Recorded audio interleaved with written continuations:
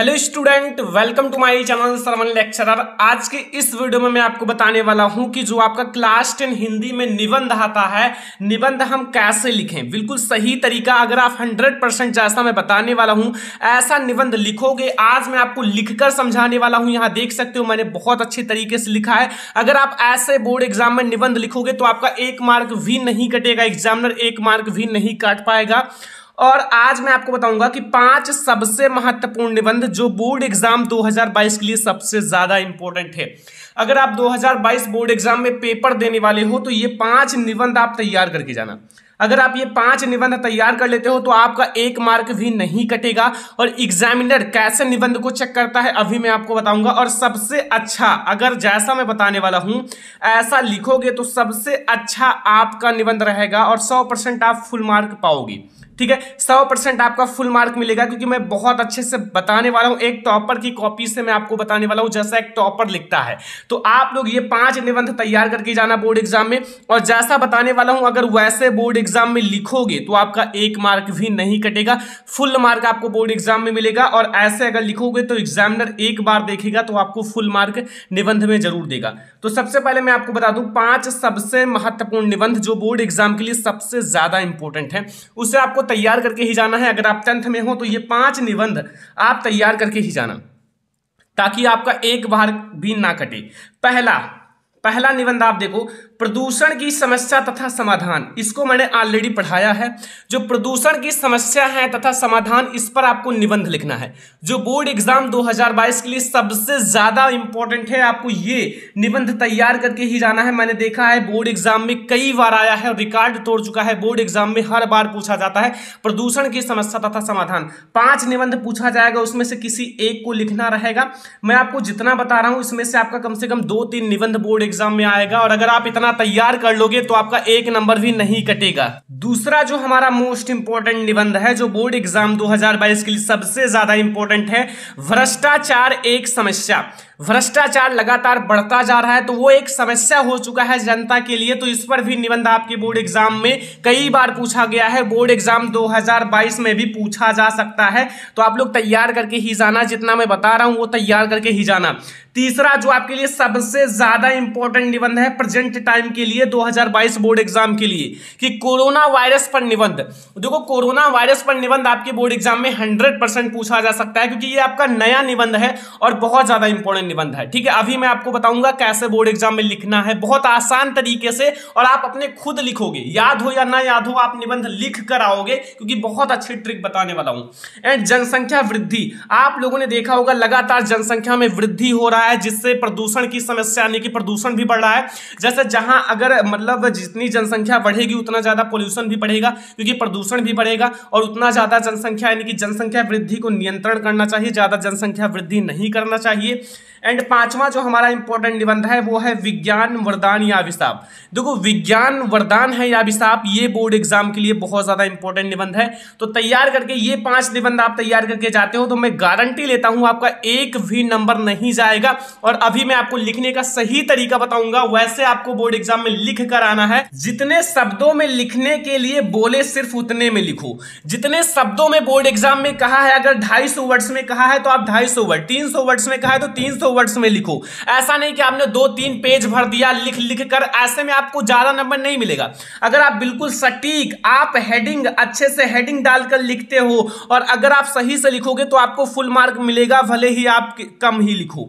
ठीक है, तो ये आपके लिए इंपॉर्टेंट है कि आप कितना अच्छा लिखते हो एग्जामिनर के सामने। और जो आपका इंपॉर्टेंट लाइन है ना, इंपॉर्टेंट, ठीक है, आईएमपी जो इंपॉर्टेंट लाइन है उसको आपको विलेख से करना है। जो उस निबंध में इंपॉर्टेंट लाइन है, कुछ मुहावरे आप उसमें मिला दो, ताकि एग्जामिनर को अच्छा लगे कि हाँ बच्चे ने मेहनत किया है। तो जितने शब्दों में कहे उतने शब्दों में लिखो। ये 5 निबंध तैयार करके जाना। ओके, और अब मैं आपको बताऊंगा कि निबंध बोर्ड एग्जाम में कैसे लिखें। अब यहां आपको मैं बताऊंगा जो निबंध लिखने का बिल्कुल सही तरीका है। अगर आप ऐसे लिखोगे तो आपका 1 मार्क भी नहीं कटेगा।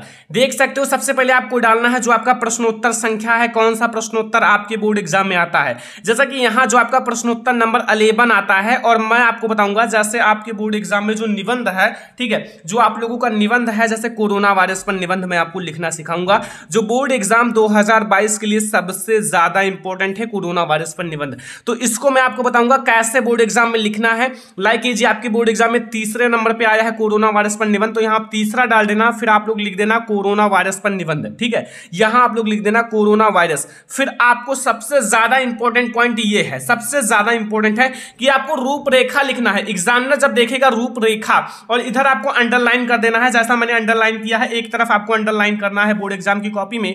फिर आपको सबसे पहले रूपरेखा हेडिंग डालना है, जो कि बहुत सारे स्टूडेंट ये गलतियां करते हैं कि रूपरेखा नहीं डालते हैं।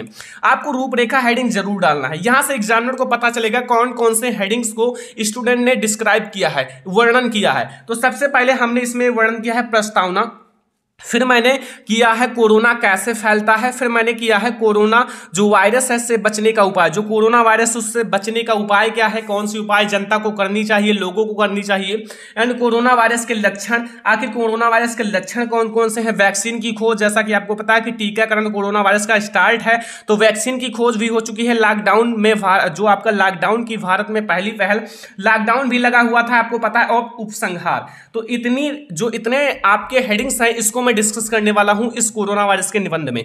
ये आपको उपसंहार जरूर लिखना है। लाइक आपका प्रदूषण की समस्या तथा समाधान पर निबंध आ गया, तो सबसे पहले आप रूपरेखा लिखो, प्रदूषण की समस्या की प्रस्तावना लिखो, फिर प्रदूषण क्या है, प्रदूषण का अर्थ, प्रदूषण कितने प्रकार के होते हैं, ये सारे आप रूपरेखा में लिखना है, ठीक है। जब आप रूपरेखा में लिख दोगे तो आपका जो एग्जामिनर है उसको पता चल जाएगा कि बच्चे ने मेहनत किया है और काफी अच्छे से लिखा है। तो यहां देखो, सबसे पहले मैंने हेडिंग डाला है प्रस्तावना। तो प्रस्तावना में आपको लिखना है जो उसके बारे में है। लाइक यहां मैंने कोरोना वायरस के पूरे बारे में लिख दिया है, कहां से आया, कैसे आया, ठीक है। जैसे लिखो, कोरोना वायरस जो है चीन के वुहान राज्य से समाचार की दृष्टि से फैला। ये आपको पता है, ये इसके बारे में है कि कोरोना वायरस जो है चीन के वुहान राज्य से समाचार की दृष्टि से फैला, या वुहान में पशु मार्केट से निकलकर चीन के कई राज्यों में फैला। जहां पशुओं को काटा जाता था, पशुओं का मीट मिलता था, वहां से ये चीन से निकलकर जो पशु मार्केट है वहां से निकलकर चीन के कई राज्यों में फैला। कौन? Corona virus. और देखते ही देखते इसने लाखों लोगों की जिंदगी से खेलना शुरू कर दिया। देखते ही देखते ये लोगों में ट्रांसफर होने लगा, लोगों में कोरोना वायरस होने लगा, तो फिर ये देखते ही देखते लाखों लोगों की जिंदगी से खेलना शुरू कर दिया। कौन? Corona virus. और इस कोरोना वायरस ने 180 लोगों को, यानी कि 180 देशों को और उनके राज्यों को अपने चपेट में ले लिया। जैसे उनकी जो राज्य हैं देश के, उनको अपने चपेट में ले लिया। और 7 जनवरी 2020 को चीन ने वर्ल्ड हेल्थ ऑर्गेनाइजेशन, याद रखना, वर्ल्ड हेल्थ ऑर्गेनाइजेशन ने को नए कोरोना वायरस कोविड-19 के बारे में जानकारी दी। उसने बताया कि ये कोरोना वायरस है, एक वायरस है जो मतलब देश में फैला हुआ है, कई सारे देशों में। तो ये पता चला, हाँ ये क्या है, कोरोना वायरस है, ठीक है। और इसका नाम कोविड-19 भी है, ठीक है। तो आपको ये लिखना है प्रस्तावना में। मैंने सारी चीजें डिस्कस कर दिया कि कोरोना वायरस चीन के वुहान राज्य से समाचार की दृष्टि से फैला, या वुहान पशु मार्केट से निकलकर चीन के कई राज्यों में फैला। ऐसे आपको प्रस्तावना लिखना है और आपको फुल मार्क जरूर मिलेगा। फिर आपको लिखना है कोरोना कैसे फैलता है, आखिर ये कैसे फैलता है, ठीक है। तो कोरोना वायरस जो है संक्रमित मरीज, जो कोरोना वायरस से संक्रमित मरीज हैं के छींकने से, जैसे जिसको कोरोना है उनके छींकने से इनके आसपास लोगों के तेजी से फैलने लगता है। जैसे इनके आसपास लोग हों और वो जो कोरोना वायरस जिसको हो चुका है अगर वो छींक दे तो उनके बगल जो भी लोग होंगे उन्हें कोरोना वायरस हो सकता है या हो भी जाता है। और मरीज की थूक छूकर अपने मुंह, चेहरे, नाक को हाथ से फैलता है। यानी कि अगर जो मरीज है, जो कोरोना वायरस का मरीज है, उसकी थूक जो है उसको अगर छू लो तो फिर अगर आप अपने आंख या फिर कान या फिर आप चेहरे पर लगाओगे तो आपको भी हो सकता है। हेडिंग्स आप देखना, हेडिंग्स याद रखना, जैसे मैंने ब्लैक से किया है, ये सारे मेन पॉइंट हैं।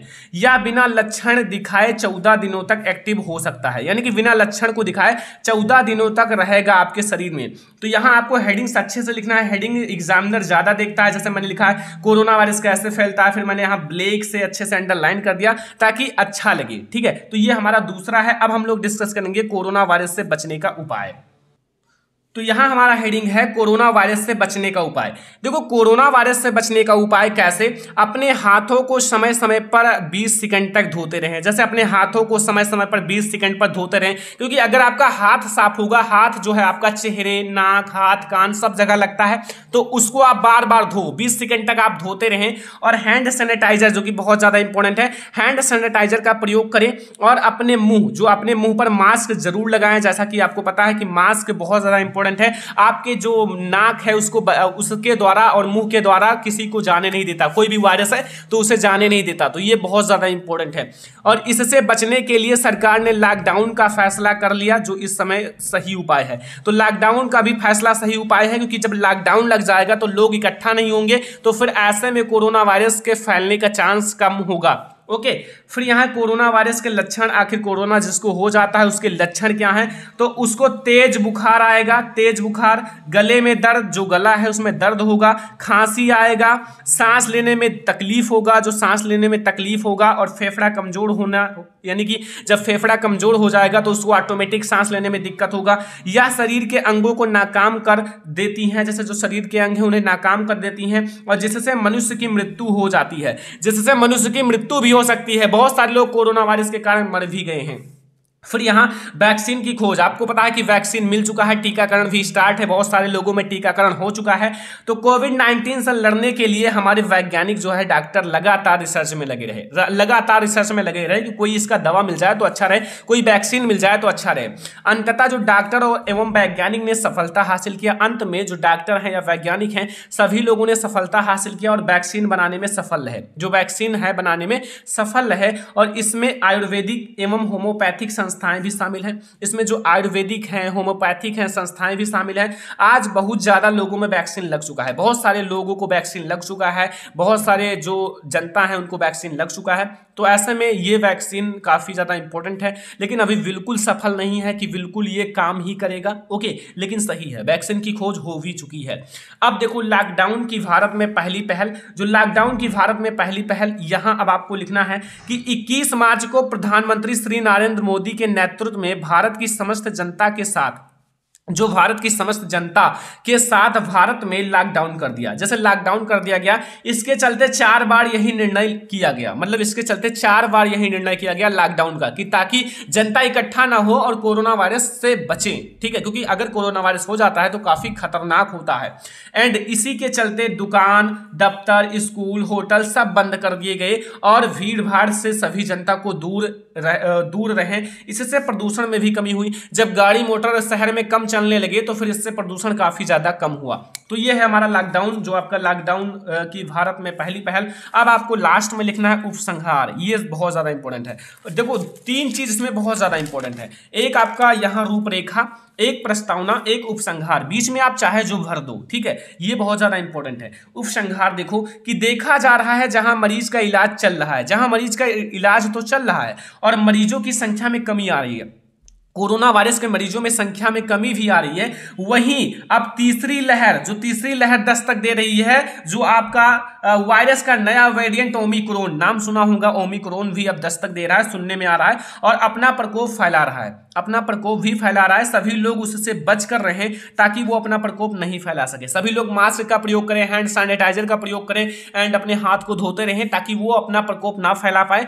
तो अगर आप ऐसे, जैसा मैंने बताया है, यहाँ आपको सबसे पहले रूपरेखा, फिर प्रस्तावना, फिर कोरोना, फिर उनके हेडिंग्स, जो हेडिंग्स है, हेडिंग सबसे ज्यादा इंपॉर्टेंट है, आपको याद रखना है। फिर मैंने कितनी सुंदर हेडिंग्स लिखे हैं, देख सकते हो, लाइन टू लाइन मैंने कितने अच्छे से हेडिंग्स को लिखा है। फिर मैंने नीचे अंडरलाइन भी कर दिया है ब्लैक से। तो अगर ऐसा लिखोगे तो एग्जामिनर कहां से आपका नंबर काटेगा, एक भी नंबर नहीं कटेगा। देख सकते हो ये उपसंहार, तो ये अगर आप इतना लिखोगे तो आपका एक नंबर भी नहीं कटेगा। और आपको ऐसे ही निबंध बोर्ड एग्जाम में लिखना है। आपको मैं बता दूं, अगर आप इस वीडियो में देखें कि निबंध अगर आप ऐसे लिखोगे 1 एक मार्क भी नहीं कटेगा, फुल मार्क मिलेगा। और ये 5 निबंध तैयार करके जाना, अगर ऐसा लिखोगे सबसे सुंदर आपका निबंध रहेगा, फुल मार्क मिलेगा।